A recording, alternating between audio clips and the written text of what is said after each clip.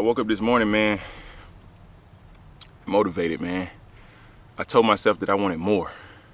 And I understand, like, at my point in life, you know, being a little older now, that the key to more is like by maxing out on what I already have. If I'm asking for more, but I'm not using what I already have to my full potential, then I'm wasting my time. Wanting more and actually getting it is about being a good steward of what you already have. And so I decided, man, a couple days ago that I was gonna max out on everything I already have. That way I can make room for the more that I want.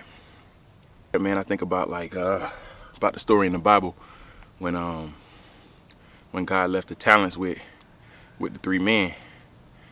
And I think about their response and the way that they handled the talents that he left with them. And he rewarded two of them. And the third one, he said, basically, God, I know you're a harsh judger, and that, you know, I didn't want to disappoint you. I didn't want to mess up what you gave me, so I just buried it and didn't use it. And God basically was like, man, it wasn't yours in the first place. You were supposed to use it to make room for more. And so he took his talent and gave it to somebody else, somebody that was going to put it to good use. And I don't want to be one of those people. I wanted to send a little bit of encouragement to any young people that's subscribing and come across my videos. And again, this is just something that I've learned. I was of the microwave generation as well, and I was under the impression that things come quickly. I was of the thought that, you know, you just one day reach success. It just happens organically. And that one day you just magically become rich, and you magically find a wife, and all these things happen. And then you start paying attention to people around you, and you realize that, like, only a small percentage of people actually have the things that you want. And you say, okay, so success isn't for everybody. Everybody can get it, but everybody don't. Can you endure and not quit?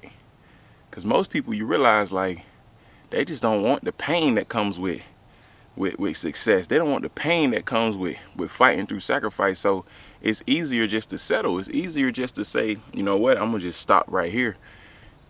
But you got to understand that pace is more important than speed. This is actually my 10th job in 9 years.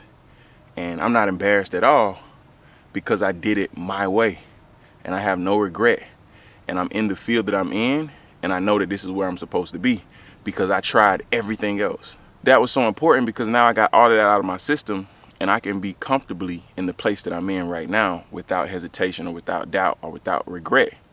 I think Nipsey was so popular because he was one of the first people that I recognized in our generation to speak to success being a process.